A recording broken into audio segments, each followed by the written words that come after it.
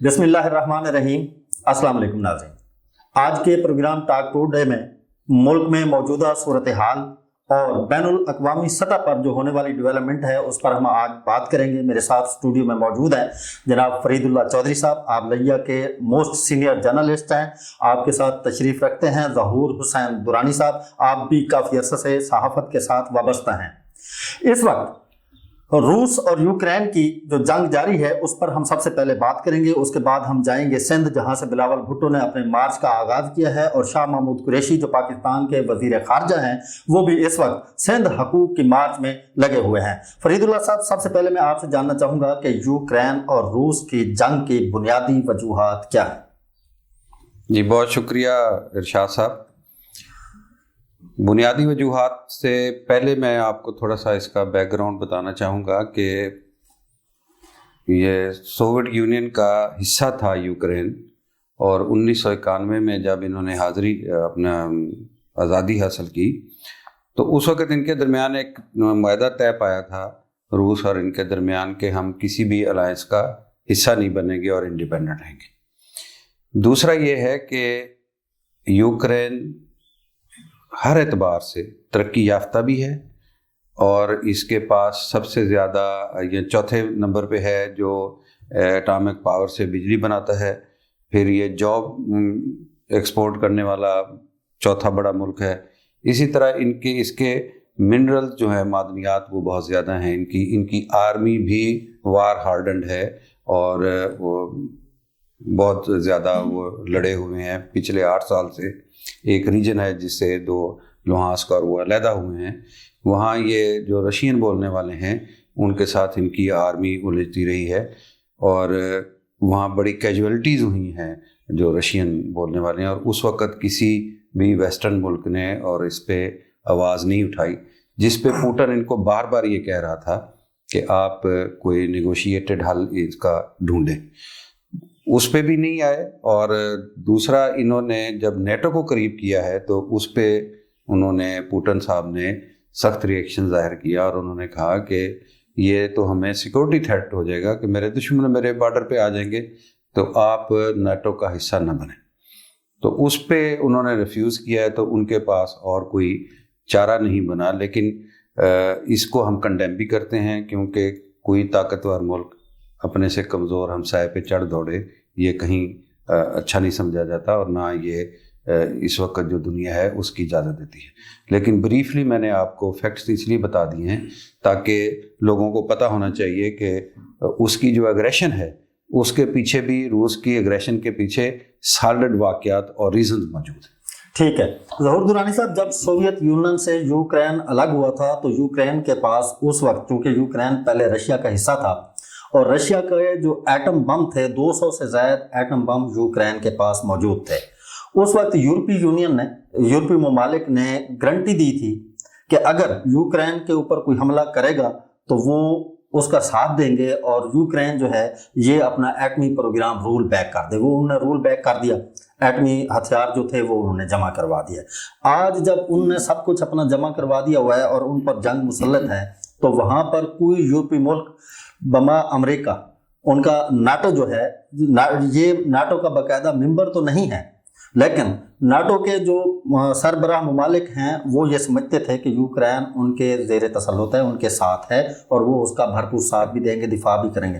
موجودہ صورتحال کیا ہے؟ سر پہلے تو میں تھوڑی سی تصحیح کرتا چلوں کہ جو یوکرین ہے یہ یورپین خطے میں سب سے زیادہ اجناس پیدا کرنے والا ملک ہے۔ جو یوکرین سے ہم بھی گندم لیتے ہیں، اور آبادی رقبے کے لحاظ سے یورپین کنٹری میں سب سے بڑا ملک ہے، اور آبادی کے لحاظ سے 8واں بڑا ملک ہے، اجناس پیدا کرنے کے حوالے سے سب سے بڑا ملک ہے، پہلی بات۔ دوسری بات یہ ہے کہ پہلے جو یہاں حکومت تھی یوکرین میں وہ روس کا جو فیور دینے والا تھا صدر وہ تھا، اس کے بعد ایک جمہوریت آئی، کیونکہ جو صدر پہلے تھا جو روس کی فیور میں تھا اس نے بھی 2-3 بار اپنا موقف تبدیل کیا۔ پہلے وہ روس کے حق میں تھا، پھر وہ یورپ کے حق میں چلا گیا، پھر وہ روس کے حق میں چلا گیا، تو اس دوران احتجاج ہوا اور حکومت ختم ہوئی۔ اس کے بعد الیکشن ہوا، اور موجودہ جو صدر ہے زیلنسکی یہ الیکشن جیت گیا ہے۔ اب سچویشن یہ ہے رشیا کے لیے جو پرابلم ہے، ایک تو یہ ہے رشیا کے لیے کہ جہاں نیٹو آ کے بیٹھے گا تو اس کے لیے بڑا خطرہ ہے، पहली बात। दूसरी बात यह है कि वहाँ जमहूरियत जड़ें पकड़ती जा रही है।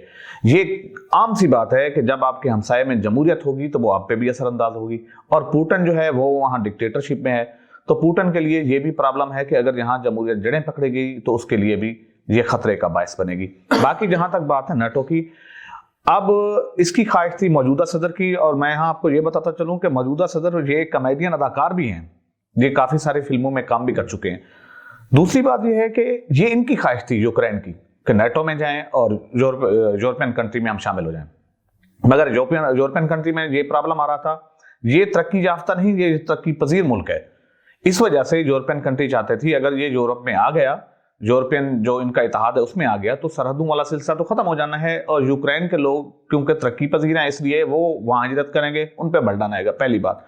दूसरी बात यह है कि नाटो ये हिचकिचा रहा था अगर हमने इसको अपने साथ मिला लिया तो इसकी ना ही इकॉनमी मजबूत है, ना ही इनके पास इनकी फौज मजबूत है, इसका सारा बोझ हमें उठाना पड़ेगा। इस वजह से ये हिचकिचा रहे थे, लेकिन ये मौजूदा सदर को ये बारहा गारंटी दिए जा रहे थे कि हम आपकी हिफाजत करेंगे। अब 2-3 दिन पहले मौजूदा सदर ने ये भी कहा, उसका ये बयान आया, उसने वीडियो पैगाम में कहा कि हमारे साथ जिस तरह खड़ना चाहिए था यूरोपियन कंट्रीज को और इसको अमेरिका को, उस तरह से वो खड़े नहीं हुए। यूक्रेन को रूस के मुकाबले में अकेला छोड़ दिया गया, हमारी कोई मदद नहीं की गई। इस वक्त जो मौजूदा सूरत हाल है, रूस ने उसको 3 तरफ से घेरा हुआ है, बेलारूस की तरफ से, अपनी तरफ से और क्रीमिया की तरफ से। मैं आपको यहाँ ये भी बताता चलूँ कि अब भी इसमें यूक्रेन में 17% रशियन है और 83% जो है वो बाकी अक़वाम है, और उसमें से कुछ 60% जाके वो यूक्रेनियन है और वो उनका मजहब जो वो ईसाईयत है।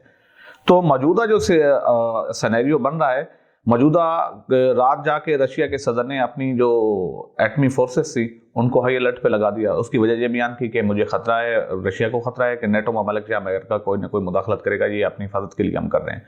तो मौजूदा सूरत हाल में मुझे नहीं ऐसा लग रहा कि नेटो इसमें मुदाखलत करेगा। नेटो इमदाद तो दे रहा है $35 करोड़ की, अमेरिका ने भी रात ऐलान कर दिया कि $35 करोड़ के हम हथियार देंगे।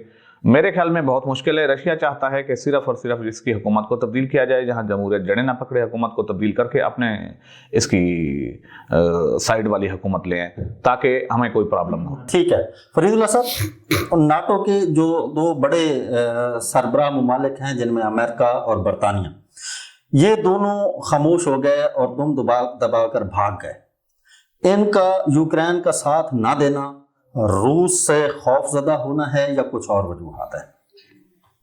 नहीं, ये बात नहीं है। पहले ये कह रहे थे कि वो ज़रूर अजनास पैदा करने वाला ज़राई मुल्क है, और उसका मैंने एक फसल का नाम लिया था कि वो दुनिया का 4था बड़ा जौ बरामद करने वाला मुल्क।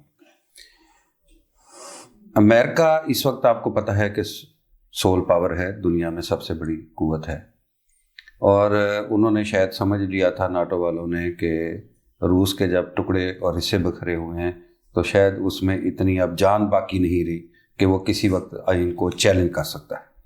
पिछले साल 1 मार्च को जो स्टेट ऑफ द यूनियन खिताब होता है उसका, पुतिन का सदर का, रशिया का, उसमें पुतिन साहब ने अपनी पूरी डॉक्ट्राइन एलेबोरेट की थी, जिसपे बहुत से प्रोग्राम BBC में भी, डचे वेले में भी, दूसरे जो इंटरनेशनल इदारे हैं उसमें होते, कुछ मैंने सुने, डान पे भी एक मजमून छपा था, उस वक्त एजाज साहब हैं उनका। तो उन्होंने बिल्कुल अपनी डॉक्ट्राइन को तब्दील कर दिया था कि अब ऐसा नहीं होगा कि हम किसी से डिक्टेशन लेंगे या किसी की पाबंदियों में हम रहेंगे। तो उस वक्त उनके जो ऑब्जर्वर हैं हमारे न्यूट्रल, उन्होंने ये मुतनब्बे कर दिया था कि रूस ने अपनी वेट एंड सी की पॉलिसी तब्दील करते हुए अग्रेसिव मोड में वो आ गया। अब जो उन्होंने कल बात की है अपना दुरानी साहब ने, कि उन्होंने जब हाई अलर्ट पे अपनी न्यूक्लियर डिटरेंट फोर्स जो है उसको हाई अलर्ट पे किया, तो उसकी एक वजह बनी है। उसकी वजह ये बनी है कि उनका एक कार्गो शिप फ्रांस ने पकड़ के, तो नेवी ने उनके काबू कर लिया। तो उससे वो समझते हैं कि, और फिर जो इतने वो बयानात दे रहे थे, और अब आप देखें कि नेटो का रवैया, कि नेटो जब अगर कोई मुसलमान मुल्क हो उस पर कोई हमला हो जाए तो वो सोए रहते हैं, उनको कोई परवाह नहीं होती। غازہ میں فلسطین پہ جو بمباری ہوتی رہی ہے اس میں ناٹو نے اور ان ملکوں نے، یورپین ملکوں نے کوئی کچھ نہیں کیا، لیکن یہاں ایک ایک سیکنڈ کی وہ خبر ایلیبوریٹ کر کے بھیج رہے ہیں، اور انہوں نے اپنے جھوٹے پروپیگنڈے کو ثابت کرنے کے لیے کہ یہ ہم صحیح کہہ رہے ہیں، انہوں نے رشیا کے 3 ٹی وی چینل بھی اپنے اس میں بند کر دیے۔ تو جو آپ کا سوال ہے کہ انہوں نے جو کرنا تھا، جو کر سکتے تھے، کیونکہ ڈائریکٹ وہ لڑائی لے نہیں سکتے، انہوں نے متنبع کیا اس کو، پوٹن نے بڑی کلیئرلی بات کی کہ آپ کے پاس سپر سونک میزائل ہیں جو آواز سے 2 گنا رفتار میں ٹریول کرتے ہیں، میں نے بنا لی ہیں ہائپر سونک میزائلس جو آواز سے 7 گنا تیزی سے جاتے ہیں، تو وہ تو ود ان منٹس جو ہے کسی بھی دنیا کے کونے میں ان کے وہ جاتے ہیں، 6,000 میل کی ان کی رینج ہے۔ تو ایک بات یہ ہے، دوسری بات یہ ہے کہ جو برطانیہ ہے، برطانیہ کی جو ایکٹیو آرمی ہے اس وقت وہ تقریباً 80,000 ہے، 33,000 ان کے پاس نیول فورس ہے جو ہے، ان کے پاس اتنی مین پاور ہے نہیں کہ وہ جا کے وہاں ڈائریکٹ مداخلت کریں، لیکن جو میئرز انہوں نے لیے ہیں، جو سینکشنز انہوں نے لگائی ہیں، 4 سیٹ آف سینکشنز انہوں نے یورپین یونین نے اور ویسٹ کے ملکوں نے لگایا ہے، جس سے روبل اب بڑی تیزی سے نیچے گرا ہے۔ اور کل جو انہوں نے ایک بڑا اقدام کیا کہ ان کو جو سوئفٹ ہے اس سے جو نکالا ہے، وہ جو انٹر بینک ان کی تیزی سے منی ایکسچینج ہوتا ہے۔ اچھا ارشاد صاحب، یہ بھی ہے اس میں کہ رشیا کے معاملے میں یورپین کنٹریز میں بھی تقسیم پائی جاتی ہے، برطانیہ سب سے اگریسو ہے، جرمنی اور فرانس کیونکہ اپنی انرجی کی جو ہے کمی وہ پوری کرتے ہیں رشیا سے۔ رشیا، یہ بتاتا چلوں، رشیا دنیا میں دوسرے نمبر پہ تیل پیدا کرنے والا اور پہلے نمبر پہ گیس پیدا کرنے والا ملک ہے۔ یورپین کنٹریز فرانس اور جرمنی سب سے زیادہ انحصار بھی گیس کے حوالے سے رشیا پہ کرتے ہیں، وہ اس معاملے میں ہچکچا رہے ہیں۔ یورپین کنٹری میں یہ تقسیم ابھی تک جاری ہے، امریکہ اتنا اگریسو نہیں ہے، برطانیہ سب سے پہلے، آپ دیکھ رہے ہوں گے سب سے پہلے برطانیہ ہی جا کے پابندیوں کا اعلان کرتا ہے، پھر اسے دوسرے ممالک جو فالو کر رہے ہوتے ہیں۔ ٹھیک ہے، نہیں، اس میں میں ایڈ کر دوں کہ باوجود اس کے کہ ان کا پوائنٹ درست ہے کہ وہ ان کے ایک اکنامک انٹرسٹ بھی ہیں، لیکن جرمنی نے سب سے پہلے وہ ان کی جو لائن ہے وہ بلاک کی ہے، پیمنٹ ڈیفرٹ کی ہیں، اس میں وہ تمام ایک ہی پیج پہ ہیں، اس میں کوئی مجھے نہیں فرق نظر آ رہا کہ وہ ان کا تمام جو ایفرٹ ہیں وہ کلیکٹیو ہیں، ایک ہی اعلان ہوتا ہے اور ایک ہی طرح کی انہوں نے پابندی۔ بالکل آپ کی بات ٹھیک ہے۔ یہ غزہ کی جو بات کر رہے تھے فرید اللہ صاحب، ہمارے مسلمان ملکوں میں بھی یہ پرابلم ہے۔ اب ترکی جو ہے وہ غزہ کے معاملے میں تو آگے بیانات تو دیتا ہے، کوئی عملی اقدام نہیں اٹھاتا، اسرائیل کے ساتھ اس کے سفارتی تعلق ہیں، جبکہ اب یہ جنگ چھڑی ہے، یہ ناٹو کا حصہ ہے ترکی۔ اب رات وزیر خارجہ یہ اعلان کر رہا تھا، اسے یہ سمجھ لیں کہ ترکی جو ہے نا، آبنائے باسفورس جو ہے وہ ترکی کے انڈر میں آتا ہے انٹرنیشنل معاہدے کے تحت، وہاں وہ پر تول رہا ہے کہ رشیا کی جو وہاں سے تجارت ہوتی ہے، اس کے جو جہاز گزرتے ہیں ان کو روکا جائے۔ رات وزیر خارجہ نے یہ دبے دبے لفظوں میں اپنے بیانات ترکی کے وزیر خارجہ نے جاری کیے ہیں۔ یہ بات بالکل ٹھیک ہے آپ کی۔ یوکرین میں روس کی سرحد کے ساتھ ملحقہ جو بلیک سی پورٹ ہے، ایکچوئل روس چاہتا تھا کہ وہ اس کے قبضے میں رہے، اور وہاں پر 20% لوگ جو ہے وہ رشیا زبان روس کے ساتھ ہیں، روس کی زبان بولتے ہیں، اور ان کے جو بڑے جو بابے ہیں وہ ان کو یہی تقلید کرتے رہتے ہیں کہ وہ روس کا ہی حصہ رہیں، جبکہ باقی لوگ جو ہیں ان میں کرمینین بولی جاتی ہے، اور وہ یورپین کنٹری کو فالو کرتے ہیں، یورپ کے ساتھ جو ہے وہ۔ میرا سوال یہ تھا کہ امریکہ بھاگ گیا، خاموش ہو گیا۔ امریکہ نے ایک بیان دیا تھا کہ جی کہ اتوار کے دن تک روس جو ہے وہ پوری طرح سے یوکرین پر قبضہ کر لے گا، اور 2 دن سے ہم انٹرنیشنل میڈیا سے سن رہے تھے کہ تقریباً 10 کلومیٹر کے فاصلے پر ہیں ان کے جو ہے دارالخلافہ سے۔ نہیں، اب تو اندر آ گئے، پارلیمنٹ سے اب اندر آ گئے۔ اچھا، ابھی تک وہ وہاں پر پہنچ نہیں سکے، مکمل طور پر کنٹرول حاصل نہیں کر سکے، اور یہ جنگ جو اس کو نام دیا جا رہا ہے کہ مے بھی یہ ہو سکتا ہے کہ یہ تیسری بڑی دنیا کی جنگ بن جائے، ورلڈ وار 3 بن جائے، اور اگر اس میں وہ جو ایٹمی جو ہیں ہتھیار استعمال ہوتے ہیں تو ایک اندازے کے مطابق انہوں نے یہ بھی سٹیٹمنٹ جاری کر دی کہ 3 ارب سے زائد لوگ جو ہے وہ اس دنیا سے مٹ جائیں گے۔ کیا آپ سمجھتے ہیں کہ اس جنگ میں कोई टेबल टॉक हो जाएगी या फिर ये एटमी हथियार इस्तेमाल हो जाएंगे? 2-3 चीज़ें मैं आपको एलेबोरेट कर दूं इसमें। नंबर 1 तो इसको मैं यकीनन रूल आउट करता हूं कि एटमी जंग का कोई ख़तरा नहीं। ठीक। दूसरा, जो उन्होंने नेटो ने और अमेरिका ने कैलकुलेट किया था कि इतवार तक ये फाल कर जाएगा, वो भी उनका तजिया दुरुस्त निकला। रूस ने अपना कल हाल्ट भी किया था, फोर्सेज यकजा की उन्होंने और फिर एग्रेसिव हुए, और उस दौरान उन्होंने डिप्लोमेसी भी चलाई थी बेलारूस के जरिए, जिनकी आज मुलाकात भी वहाँ होने जा रही है। रात होगी नहीं, उसका दूसरा सेशन भी होगा। उन्होंने दूसरी बात उन्होंने ये की थी कि वहाँ ह्यूमन शील्ड के तौर पे यूक्रेनियन आर्मी ह्यूमन शील्ड के तौर पे शहरियों को इस्तेमाल कर रही है। और कल हमने उसका एक तमाशा देखा भी वहाँ कि वो ख़वातीन और बच्चे और बूढ़े और शहरी उनके टैंकों के सामने आ गए और रशिया के टैंक रुक गए। जब वो रशियन टैंक रुक गए तो उसके बाद उन्होंने वो स्नाइपर फायरिंग करके रॉकेट मार के उनके 2-3 टैंक भी तबाह किए। एक रशिया ने ये कहा। दूसरा, उन्होंने कहा कि हम स्लो इसलिए हुए कि जो फायर आर्म्स वो इस्तेमाल कर रहा है वो जनीवा मुआहदा के तहत ऐसे केमिकल्स वाले हैं और ऐसे मवाद वाले बम्स हैं जो इस्तेमाल नहीं किए जाते, वार क्राइम है। उसके उन्होंने सबूत भी दिए और अपनी गाड़ियाँ खुद उन्होंने दिखाई कि ये जो हमारी हुई हैं ये इसी उससे तबाह हुई हैं, कैजुअलिटीज़ भी हमारी हुई। तो इसमें नंबर 1 तो ये बिल्कुल इस तरफ नहीं जाएगी और ज़्यादा से ज़्यादा 24 घंटों में इसका कोई नटशेल निकल आएगा। और जो मुलाकातें हो रही हैं उसमें उनका बुनियादी तौर पे मकसद यही है कि वहाँ कोई रजीम तब्दील हो जाए, और रशियन चाहते हैं रजीम तब्दील हो जाए और नाटो चाह रहे थे कि भी हमारा ही बंदा। थोड़ा सा रशिया बैकफुट पे गए। रशिया शुरू में कह रहा था कि हमने इस हुकूमत से बात नहीं करनी, इसका तख्ता उल्टेंगे, जब फौज तख्ता उलट दे या हुकूमत इस्तीफा दे, रिजाइन कर, तो फिर बात होगी। अब रशिया इसी हुकूमत से बात करने जा रहा है। नहीं, एक बात यहाँ ये फिर मुझे बार बार इख्तिलाफ करना पड़ता है आपसे। उन्होंने पहले दिन ही असॉल्ट के दौरान ही ऑफर कर दी थी, बेलारूस को कहा था कि आप हमारी इनसे मीटिंग अरेंज करा दें। इसमें किसी के पीछे हटने की बात नहीं है। और आप शायद पुतिन को उनकी बायोग्राफी पढ़ें तो आपको अंदाज़ा हो जाए शायद कि वो किस आईनी हिसाब का, वो वैसे इंटेलिजेंस का आदमी था। जी नाज़रीन, छोटा सा ब्रेक लेते हैं और ब्रेक के बाद प्रोग्राम का सिलसिला यहीं से जोड़ेंगे। हमारे साथ रहिएगा।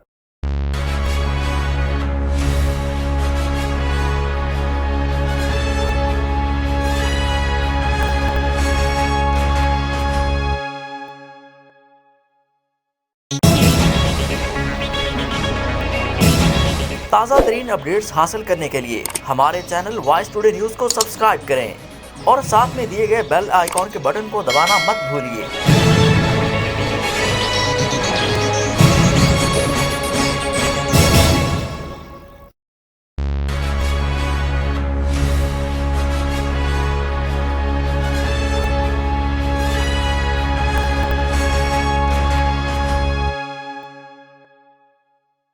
वेलकम बैक नाज़रीन, प्रोग्राम का सिलसिला वहीं से जोड़ते हैं। बात हो रही थी यूक्रेन और रशिया जंग की, और जैसा कि फरीदुल्लाह साहब ने बताया, ज़हूर दुरानी साहब ने बताया कि आने वाले जो 24 घंटे हैं वो बड़े अहम हैं और इन 24 घंटों में ये जंग जो है वो रुक जाएगी और दोनों ममालिक किसी न किसी मुआहदे पर इकट्ठे हो जाएंगे और लोगों की जो कीमती जानें हैं वो ज़ाय होने से बच जाएंगी।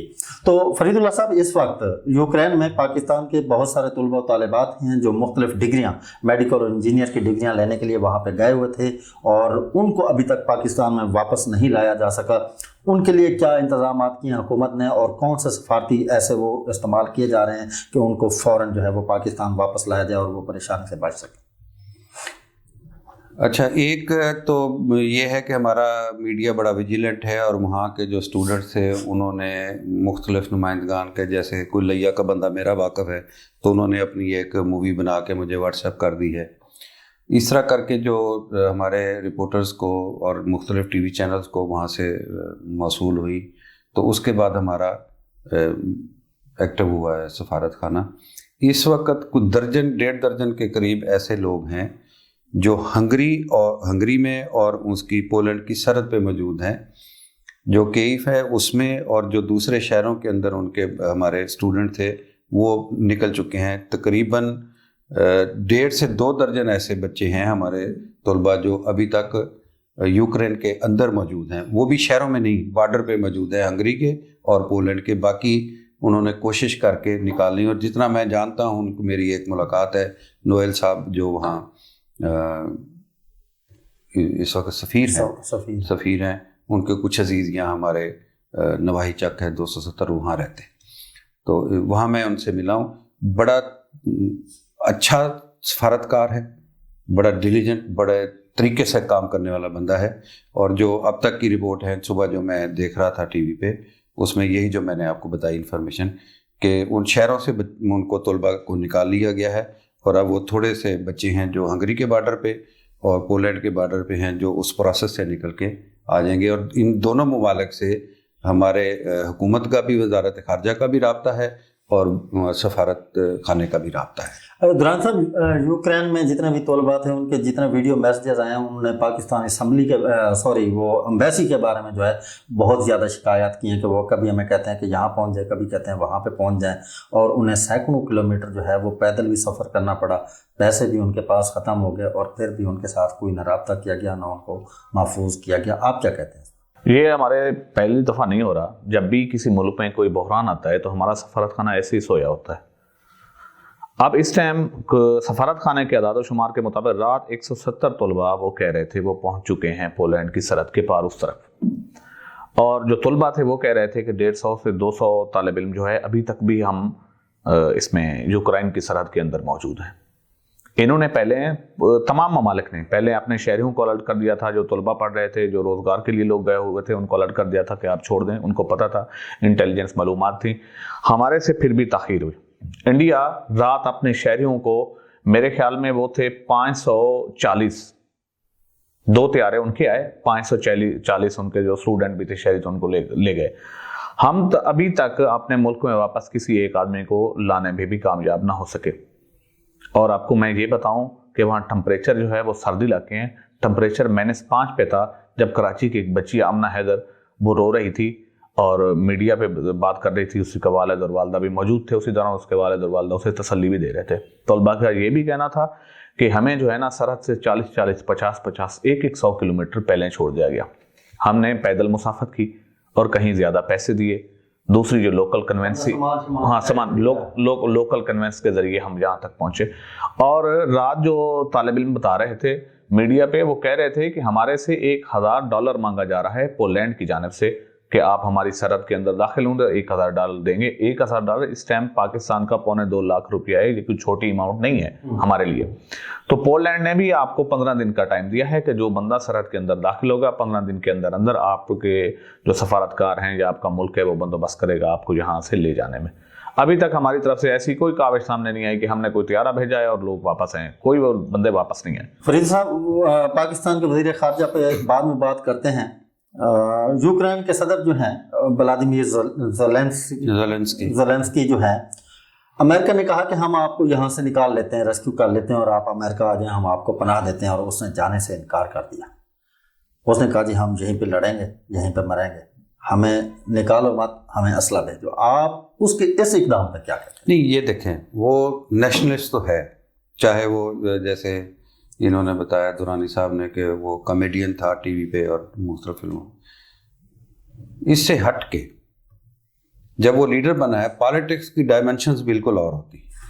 तो जब वो लीडर बना है तो उसने अपनी कौम को भी इकट्ठा किया, और इसी के अदवार में सबसे ज़्यादा जो बास्क का रीजन है उसमें जुल्म ज़्यादा सबसे उसी के हुए हैं, और वहाँ मीडिया पे बहुत ज़्यादा पाबंदियाँ लगाई गई हैं, जिसमें फ़ौरन जो हमारे तो किसी खाते में नहीं हम लोग, उन्होंने अपने लोगों को जो दबाया वो बाहर के जो वहाँ काम करते थे कॉरेस्पॉन्डेंट, उनको भी खासी तादाद में उन्होंने वहाँ से निकलने पर मजबूर किया था।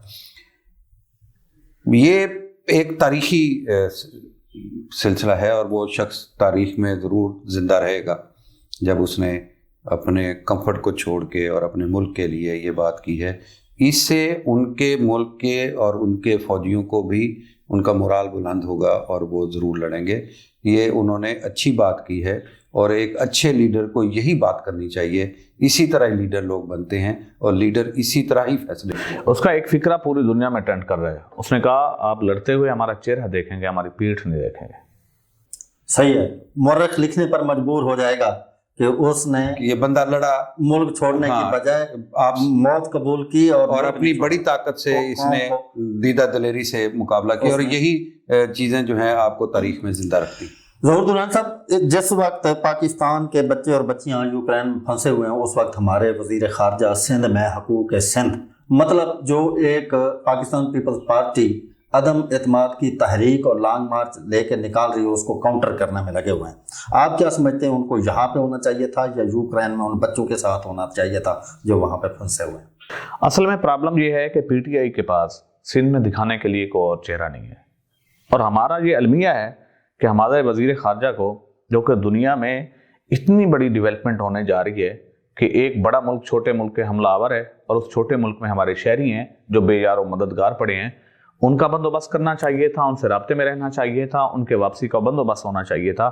ہمارا وزیر خارجہ سیاسی کھیل میں سندھ میں موجود ہے, لیکن یہ پی ٹی آئی کی مجبوری ہے کہ ان کے پاس کوئی چہرہ نہیں ہے, کیونکہ شاہ رکن عالم بہادر زکریا سرکار کی جو گدی نشین ہے شاہ محمود قریشی صاحب, اور ان کی فالوئنگ ہے بہت زیادہ سندھ میں, بالخصوص یہ تھر پارکر کا ایریا جو ہے وہاں.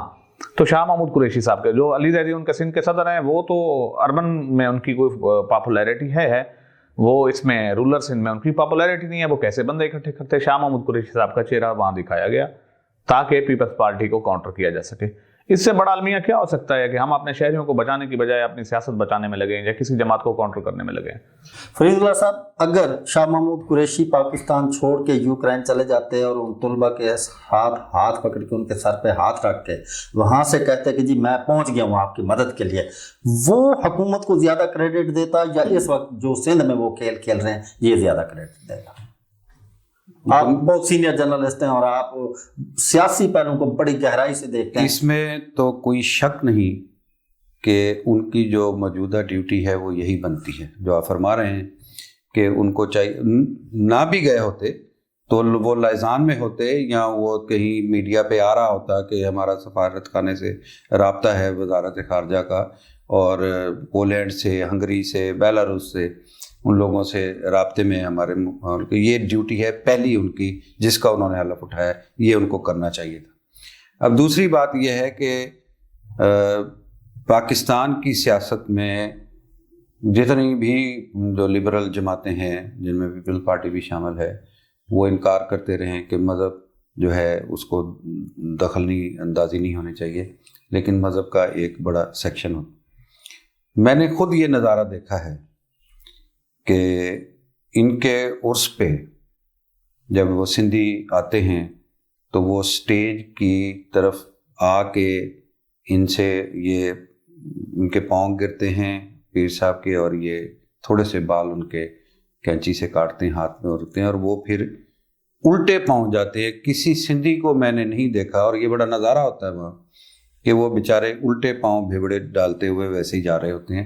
ان کی عقیدت و احترام کا یہ لیول ہے. تو اس پہ انہوں نے پھر حکومت کیونکہ سیانی ہوتی ہے, تکڑے لوگ ہوتے ہیں, سمجھدار ہوتے ہیں, انہوں نے کوشش یہ کی ہے کہ اس کو ہم ناکام بنانے کی کوشش کریں اور بتائیں کہ ہم بھی ارینا میں موجود ہیں. لیکن جو ہم نے دیکھے ہیں کل قافلے اور ان کا جو بدیل میں کل خطاب اور وہ جو دیکھا ہے, ایک جمع غفیر ہے ان کے ساتھ, اور لوگ سندھ تو سندھ, میرا نہیں خیال کہ پنجاب میں بھی ان کا اس سے کم ریسیپشن ہوگا. چل ٹھیک ہو گیا. اپنا ظہور درانی صاحب, یہ پہلی دفعہ دیکھنے میں آیا ہے کہ کوئی حکومت, موجودہ حکومت, برسر اقتدار حکومت اپنے ہی ایک صوبے کی ایک پارٹی کے خلاف اور اپنے ہی ایک صوبے کی حکومت کے خلاف اس طرح احتجاج کر رہی ہو, حکومت کر رہی ہو. اپوزیشن کرتی ہے, حزب اختلاف ہمیشہ کرتی ہے, حکومت یہ کام کر رہی ہے. کیا ان کو یہ احتجاج کرنا چاہیے تھا یا اپنی کارکردگی کو بہتر بنا کے ان کو بتانا چاہیے تھا کہ جناب یہ ہم نے کام کیے ہیں, ان ہمارے کاموں کو سامنے رکھیں اور ہم احتجاج پہ نہیں اپنے کام سے کارکردگی دکھاتے ہیں؟ اس میں دو مسائل آ رہے ہیں. پہلا تو یہ مسئلہ ہے کہ حکومت جو ہے وفاقی حکومت وہ مسائل سے توجہ ہٹانے کے لیے اس قسم کے پروگرام مینیج کرتی ہے تاکہ لوگوں کی توجہ جہاں سے ہٹی رہے، پہلی بات۔ دوسری بات یہ ہے، اس چیز کو بھی مد نظر رکھنا چاہیے، وہاں جو پی ٹی آئی احتجاج کرنے جا رہی ہے وہاں اپوزیشن میں ہے، وہ وہاں کی حکومت کے خلاف اپوزیشن بن کے احتجاج کرنے جا رہی ہے۔ اسی طرح جیسے پیپلز پارٹی سندھ میں حکومت میں ہے اور اس نے بھی تو جلوس اور جلسے اور اس کا جو لانگ مارچ سندھ سے شروع کیا، سندھ سے کیا، اسی طرح سے وہ وفاق میں آ کے وفاق میں وہ اپوزیشن میں ہے، یہاں آ کے وہ موجودہ حکومت جو وفاقی حکومت ہے اس کے خلاف احتجاج کرنے سے، اور یہ اسی طرح سے وفاقی حکومت سندھ میں اپوزیشن میں ہے، وہ سندھ میں جا کے اپوزیشن کر رہی ہے اور سندھ حکومت کے خلاف احتجاج کر رہی ہے۔ باقی جہاں تک آپ پروگرس کی بات کر رہے ہیں، پروگرس کیا دیکھنی ہے آپ نے؟ گھی کا ریٹ کیا ہے؟ 6 ماہ 8 ماہ پہلے کی بات کریں تو گھی کا 250 روپے کلو تھا، اب 445 روپے اول درجہ ہے۔ آپ اسی طرح سے اس کو ڈالڈا 500 روپے پہ پہنچا ہوا ہے، یعنی کہ ڈبل ہو گیا۔ اور اس کی وجہ یہ بھی ہے، کچھ فیکٹس پہ وہ دیکھنے چاہیے کہ ہمارا بنولا جو یوکرائن سے آتا تھا جو بند ہو گیا، اب یہ اور بھی بڑھیں گی قیمتیں۔ حکومت کا یہ پرابلم ہے، جب آپ ڈیلیور نہیں کریں گے تو اس وقت آپ اسی قسم کی حرکتیں کریں گے کہ لوگوں کی توجہ کسی اور طرف لے کے جانے کی کوشش کریں گے تاکہ لوگوں کی توجہ اصل مسائل کی طرف آئے بھی نہ، اور میڈیا میں بھی آپ ڈسکس مہنگائی نہیں ہو، میڈیا میں آپ کی دھکم پیل جو آپ نے دبادم مست کے اندر ایک دوسرے کے خلاف لگا رکھا ہے وہ ڈسکس ہو رہا ہے، لوگوں کے مسائل اب بھی ڈسکس نہیں ہو رہے۔ جی ناظرین، ایک چھوٹا سا بریک لیتے ہیں اور بریک کے بعد واپس آ کر حکومت اور اپوزیشن کی جانب سے اقتدار گرانے اور اقتدار بچانے کی جو نورہ کشتی لڑی جا رہی ہے اس پر بات کرتے ہیں، اور روس یوکرین کی جنگ کی وجہ سے آگے مہنگائی کا کون سا طوفان آنے والا ہے پاکستان میں وہ اپنے تجزیہ نگاروں سے پوچھیں گے اور آپ تک پہنچائیں گے، ہمارے ساتھ رہیے گا۔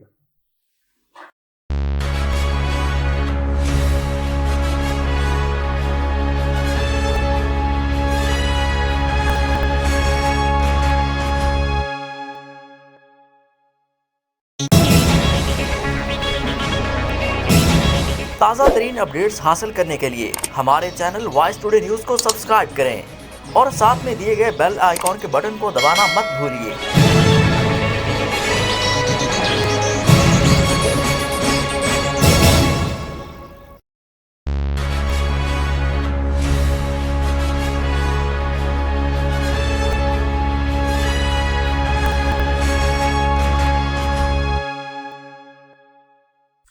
ویلکم بیک ناظرین، اس وقت حکومت اور اپوزیشن اقتدار کو بچانے اور اقتدار کو گرانے کے معاملات میں لگی ہوئی ہے۔ عوام کے کیا مسائل ہیں، عوام کن حالات میں پس رہے ہیں، ان کو اس سے کوئی سروکار نہیں ہے۔ بالآخر پی ڈی ایم اپوزیشن کی آپس میں بہت ساری ملاقاتوں کے بعد کل بلاول بھٹو زرداری نے مزار قید سے اپنے لانگ مارچ کا آغاز کر دیا ہے۔ آصف بھٹو زرداری نے بلاول بھٹو کو امام ضامن باندھ کر اسی ٹرک پر سوار کر کے روانہ کر دیا جو محترمہ بے نظیر شہید ان لانگ مارچوں اور احتجاجوں اور دھرنوں میں استعمال کیا کرتے تھے۔ فرید اللہ چوہدری صاحب، پاکستان پیپلز پارٹی بنیادی کارکنوں پر اور جیالوں پر مبنی ایک بڑی پارٹی ہے، آپ کیا سمجھتے ہیں ان کا یہ لانگ مارچ حکومت کو کس حد تک متاثر کرے گا، اور آپ کیا سمجھتے ہیں کہ کوئی ایسا اشارہ مل چکا ہے کہ وہ وہاں سے چل پڑے ہیں، ان کو پہلے آنا چاہیے تھا وہ پہلے نہیں وہاں سے روانہ ہوئے، اور دونوں ٹیمیں جو ہیں وہ کسی اشارے کی منتظر تھیں؟ کیا آپ سمجھتے ہیں کہ کیا اب وہ اشارہ ہونے والا ہے؟ آپ نے 2 باتیں کی، مجھے تھوڑا سا تفصیل میں اس کے جانے دیجیے گا۔ پاکستان پیپلز پارٹی ایک ایسی عوامی جماعت ہے جس پہ میری اور آپ کی انویسٹمنٹ ہے، لوگوں کی ہے۔ اسٹیبلشمنٹ نے اسے ہمیشہ توڑنے کی کوشش کی ہے اور بڑی حد تک وہ اس میں کامیاب بھی رہی۔ بلاول بھٹو جو ہے، جو میری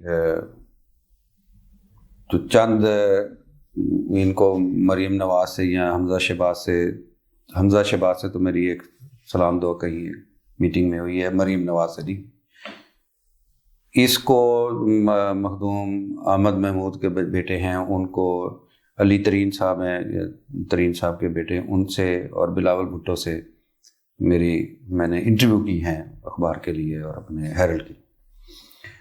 اس میں نے جو دیکھا ہے، علی ترین بہت اچھا لڑکا ہے، اس کی اوپینین بڑی سالڈ ہے اس پہ، اور بلاول بھٹو کی بھی بہت اچھی رائے ہے پولیٹیکل۔ اور کیوں نہیں ہونی چاہیے؟ اس کی ہونی بھی چاہیے کہ جس کا پڑنانا جو ہے وہ وزیر اعظم رہا ہو، نانا وزیر اعظم رہا ہو، ماں وزیر اعظم رہی ہو، باپ صدر رہا، تو وہ تو ایک ڈیفینیٹلی پولیٹیکل اس کو انہیرٹ ہوئی ہے اور اس کی وراثت میں ایک چیز ہے۔ اشارے میرا خیال ہے کہ پیپلز پارٹی کو پہلے تو نہیں ہوتے تھے۔ پہلے آپ عام آدمی سے بھی کہیں دیکھیں گے تو وہ آپ کو یہی بتائے گا کہ پاکستان پیپلز پارٹی جو ہے وہ ہمیشہ اینٹی اسٹیبلشمنٹ رہی ہے، یا اسٹیبلشمنٹ ہمیشہ اینٹی پیپلز پارٹی رہی ہے، اس طرح کا کوئی چل رہا ہے۔ اب مروز اگر کوئی ڈفرینٹ ہے تو ہو سکتا ہے اس میں یہ ہوا، لیکن میں یہ سمجھتا ہوں کہ پیپلز پارٹی پہ اور مختلف جو ہماری جماعتیں ہیں مین سٹریم کی، ان پہ اس وقت لوگوں کا دباؤ بڑا سخت ہو گیا کہ جس طرح کی بیڈ گورننس اس وقت دیکھنے میں آ رہی ہے ملک میں، اور ہماری کوئی سمت نہیں ہے، جس طرح مہنگائی کا جن قابو میں نہیں آ رہا، اور اب تو مذاق ہی بن گیا ہے۔ ہم خود بھی رجعیت پسند لوگ ہیں، میں بھی یہ سمجھتا تھا کہ بھی شاید تبدیلی آ جائے، دو بڑی جماعتیں جو ہیں وہ اس قدر ڈیلیور کرنے میں کامیاب نہیں ہوئی، تو جب یہ صاحب آئے ہیں تو پی ٹی آئی میں لوگ بھی اکثریت نوجوانوں کی تھی، تو یہ شاید کوئی ایسا اچھا کام کر جائیں گے جس سے بہتری آئے گی۔ لیکن ان کی بیڈ گورننس نے لوگوں کو چیخنے چلانے پہ مجبور کیا، بڑا صبر کر لیا انہوں نے 3.5 پونے 4 سال۔ تو اب میرا خیال ہے کہ جو پولیٹیکل لیڈرشپ ہے وہ انتہائی نباز ہوتی ہے، اور ان کا نبضوں پہ ہاتھ ہوتا ہے، لوگوں پہ ہر وقت، لوگوں میں ان رہنے والے لوگ ہوتے ہیں، رابطہ جو ان کا ہر وقت عوام سے ہوتا ہے۔ تو اب انہوں نے دیکھا اور سمجھا ہے کہ یہ وقت ایسا آ گیا ہے کہ اگر ہم نے اب لوگوں کی بات نہ سنی اور آگے نہ آئے اور ان کو منظم نہ کیا ایک اچھی تحریک میں حکومت کے خلاف، تو ہو سکتا ہے شاید ہم قصہ پاری نہ بن جائیں۔ تو یہ اشارے سے زیادہ میرا یہ خیال ہے کہ اس وقت جو پاکستان میں صورتحال ہے اس کا بنیادی طور پہ تقاضا یہی بنتا تھا کہ لوگوں کی وہ جماعتیں ترجمانی کریں جو اس وقت پارلیمان میں ہیں، اور وہ ریئل اپوزیشن بن کے دکھائیں، لوگوں کی آواز بنیں۔ اس لیے یہ جو انیشیٹو ہے بلاول بھٹو کا، میں تو اس کو سمجھتا ہوں کہ اچھا انیشیٹو ہے اور عوامی منگوں کا ترجمان ہے۔ ظہور درانی صاحب، پاکستان پیپل پارٹی اپنا لانگ مارچ کرتے ہوئے سکھر سے ہوتی گھوٹکی اور گھوٹکی سے پھر رحیم یار خان سے وہ پنجاب میں داخل ہو جائے گی، اور پنجاب کی جو پاکستان پیپل پارٹی کی قیادت ہے وہ ان کے ساتھ ملتی جائے گی۔ آپ کیا سمجھتے ہیں کہ پاکستان پیپلز پارٹی کے وہ کتنے لوگ ہوں گے، کتنی تعداد میں وہ لوگوں کو جمع کر سکیں گے، اور پھر پی ڈی ایم ان کا کتنا ساتھ دے گی، اور آپ کیا سمجھتے ہیں کہ اسلام آباد پہنچنے پر ان کا جو مقصد ہے وہ ان کو حاصل ہو جائے گا؟ ایک تو آپ نے شروع میں کہا کہ جو جنگ چھڑی ہے وہ اقتدار بچانے گرانے، اور ساتھ ایک چیز آپ بھول گئے، اقتدار میں آنے کی بھی ہے۔ صرف گرانے اور بچا تو حکومت رہی ہے، اپوزیشن گرانا بھی چاہتی ہے، اور اپوزیشن گرانے کے ساتھ اقتدار میں آنا بھی چاہتی ہے۔ یہ 3 باتیں ہوئی۔ اپوزیشن ہوتی ویٹنگ، جس نے گرانا ہے تو اس نے اوپر ہی آنا ہے۔ ہاں جی، تو جو ہی یہ پیپلز پارٹی پنجاب میں داخل ہوئی، یہ بھی یاد رکھے گا پیپلز پارٹی کے جو روٹس ہیں لوگوں میں، اور جو جنوبی پنجاب میں ان کے روٹس ہیں، وہ تو لوگ جالے تو ان کے ہیں۔ ایک بات میں آپ کو واضح کرتا چلوں کہ کارکن جو ہوتا ہے وہ نفع نقصان میں آگے پیچھے ہو جاتا ہے، اور وہ نفع نقصان پہ اپنی نظر بھی رکھتا ہے۔ جالا جو ہوتا ہے اس کی نفع نقصان پہ کوئی نظر نہیں رکھتی، وہ ہر وقت آپ کے ساتھ ہوتا ہے، اور پیپلز پارٹی وہ جماعت ہے جس کے ساتھ جالے ہوتے ہیں۔ باقی ساری جماعتوں کے ساتھ کسی کے ٹائیگرز ہوں گے، کسی کے کارکن ہوں گے، کسی کے وفادار ہوں گے، لیکن پیپلز پارٹی کے پاس جالے ہیں۔ یہ پیپلز پارٹی کو ایڈوانٹیج ہے۔ پنجاب میں لوگ پیپلز پارٹی کے ساتھ چلیں گے، اور سب سے بڑا قافلہ جو ہے رحیم یار خان سے جو فالوورز ہیں، احمد محمود صاحب کے، مخدوم احمد، ان کی بڑی گدی جو ہے نا، وہ فالوورز ہیں، وہ ساتھ چلیں گے۔ پیپلز پارٹی کے جو کارکنان ہیں، جو جالے ہیں، وہ ساتھ چلیں گے، اور یہ مارچ اسلام آباد تک پہنچے گا۔ آپ نے دیکھا ہوگا کہ 30 مطالبات پیپلز پارٹی نے پیش کر دیے ہیں حکومت کو کہ یہ ہمارے مطالبات ہیں، کہ ہمارے مطالبات مان لیں۔ جب یہ اسلام آباد پہنچیں گے، یہ ایسا سمجھ لیجیے یہ الیکشن کی تیاری ہے۔ حکومت اگر نہ بھی گرے عدم اعتماد میں تو 1 سال 1.5 سال پہلے موبلائزیشن سیاسی ہوتی ہے، جلسے جلوس بھی ہوتے ہیں، لانگ مارچ بھی ہوتے ہیں۔ آپ نے سیاست میں نہیں رہنا ہوتا ہے، لوگوں میں جانا ہوتا ہے آگے، اور لوگوں کو بتانا ہوتا ہے کہ حکومت کیا کر رہی تھی اور ہم نے آپ کی آواز اٹھائی ہے۔ یہ تیاری الیکشن کی ہے، ٹھیک ہے۔ یہ اس لانگ مارچ سے حکومت نہیں جاننے والی، آپ یاد رکھیے گا۔ جب طاہر القادری صاحب اور باقی پارٹیاں لے کے وہاں عمران خان صاحب 100 کچھ دن وہاں بیٹھے رہے تو حکومت نہیں جا سکی، تو اب بھی نہیں جانے والی حکومت۔ سوال بہت سارے ہیں اور ٹائم کم ہے۔ فرید اللہ صاحب، अमजद शुएब साहब लेफ्टिनेंट जनरल का आज इंसार अब्बासी साहब ने एक तजिया पेश किया। उन्होंने कहा मेरी बात हुई है, तो मैंने उनसे पूछा कि मौजूदा DGISI जो हैं नदीम अहमद अंजुम साहब, उन्होंने अपनी पोस्टिंग लेते ही अपने लोगों को बता दिया कि आप सियासत से दस्तबरदार हो जाए, सियासत में आपकी किसी किस्म की कोई इन्वॉल्वमेंट नहीं होनी चाहिए। जबकि मरियम औरंगजेब ने अपनी एक प्रेस कॉन्फ्रेंस में कहा कि पेशावर में बैठा हुआ एक शख्स जो है वो टेलीफोन कॉलें करके उनके मेंबरान को धमकाने डराने की कोशिश कर रहे हैं और वो इस चीज़ से हट जाए। आप वाकई समझते हैं कि इस वक्त पाकिस्तान की जो एक नामवर एजेंसी है उसने सियासत में अपना अमल दखल ख़त्म कर दिया है और वो स्ट्रेट फॉरवर्ड चले गए अपने प्रोफेशन पे? बहुत आम सवाल है और मेरी तो ख्वाहिश ये है और एज ए शहरी कि जितनी मुदाखलत एजेंसी की सियासत में कम होगी, हमारी सियासी जमातें उतनी ही मुनज़्ज़म, फ़ाल और अपने नज़रियात की तरवीज कर सकेंगी। जो उनका बैकग्राउंड है नदीम साहब का और जो लोग उनके मुतल्लिक़ तज़िये करते हैं, वो यही कहते हैं कि वो सोल्जर हैं, पक्के आर्मी के बंदे, और वो अपनी किसी मीटिंग की तस्वीर और वीडियो भी नहीं आने देते, ना किसी में चलने वाला, बिल्कुल बुकिश आदमी है जो रेगुलेशंस हैं और उसमें पक्का सिपाही आदमी है। अब तक की उनकी जो सूरत हाल है वो भी यही बता रही है, नज़र भी आ रही है कि उन्होंने कहीं कोई मुदाखलत की नहीं। जिस तरह दुरानी साहब कह रहे हैं कि उन्होंने अपनी सेल्फ प्रोजेक्शन पे भी वो नहीं आए, जैसे अक्सर जनरल साहबान आ जाते हैं। अब तक का तो मामला ये है, और वहाँ से मुदाखलत हुई होगी तो मरियम औरंगजेब साहबा ने इल्ज़ाम लगाया है ना, नहीं तो वो इस सिलसिले में जनरल साहब बदनाम भी बड़े थे कि उन्होंने पहले TLP का जो था उसमें भी नेगोशिएशन कराई और सारा सिलसिला रहा। इस मुल्क में ज़रूरत इस बात की है कि हमारी बड़ी अच्छी आर्मी है, बड़ी पावरफुल है, हम एटमी ताकत भी हैं। हमें सियासी जमातों को मजबूत होने देना चाहिए, उन्हें इदारा बनने देना चाहिए। जब वो सियासी जमातें का किरदार ये होता है कि वो हमेशा मुआशरे को मरबूत करके नज़म में ला के एक सिलसिले की तरफ लेके जाती हैं, मुनज़्ज़म करती हैं, तो जब सियासी जमात मजबूत होगी और उसके जो फॉलोअर्स होंगे, जिस तरह इन्होंने अभी बताया कि वो जो जाले वो इसलिए है कि वो नज़रियाती एहसास रखते हैं ना पीपल्स पार्टी की, तो पीपल पार्टी की जो प्रो पीपल एक पॉलिटिक्स है उसको फ़रोग़ मिलेगा, लोगों के हकूक़ की बात होगी, सहाफ़त आज़ाद होगी तो जमहूरियत मजबूत होगी। तो इस तरह अगर वो उनकी मुदाखलत कम होगी है तो इससे अच्छा और कोई साइन हो नहीं सकता। और इसके बाद प्रोग्राम के बाद आप मुझे बताइएगा कि आप मिठाई कौन सी पसंद करते हैं, मैं आपको मिठाई खिलाऊंगा कि अगर ये काम इस तरह हो गया होना चाहिए।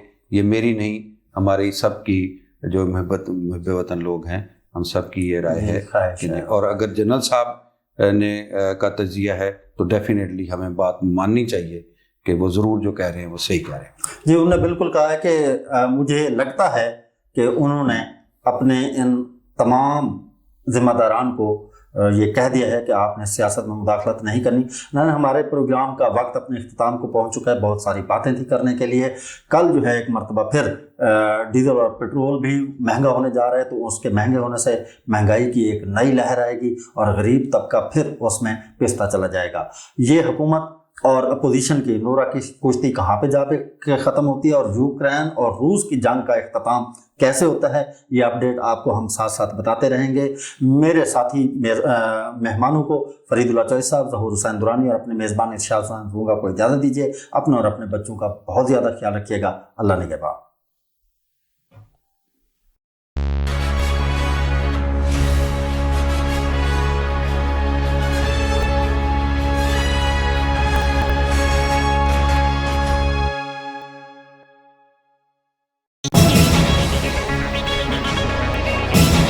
ताज़ा तरीन अपडेट्स हासिल करने के लिए हमारे चैनल वॉइस टुडे न्यूज़ को सब्सक्राइब करें और साथ में दिए गए बेल आइकॉन के बटन को दबाना मत भूलिए।